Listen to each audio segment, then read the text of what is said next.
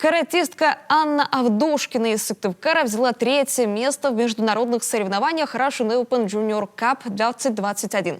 Она и еще 20 спортсменов из Коми приняли участие в турнире. Юлия Патракаева, Владислава Балина и Дмитрий Чингин вошли в топ-8 лучших бойцов России по карате Киокушинкай. Соревнования проходят ежегодно в Москве, но каратисты из нашей республики впервые приняли участие в мероприятии такого масштаба. 1500 спортсменов с 17 стран мира и 56 городов России.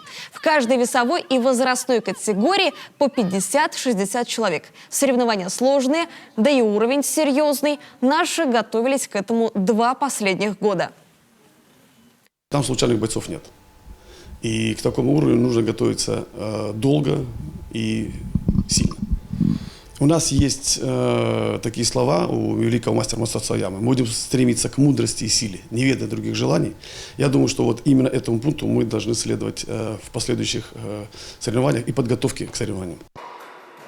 Потенциал у Коми большой, нужно просто приложить усилия. Это слова Валерия Малышева, президента региональной федерации карате. График на ближайшие месяцы плотный. Первенство России, затем Европы, впереди и международные соревнования. Они пройдут в Японии.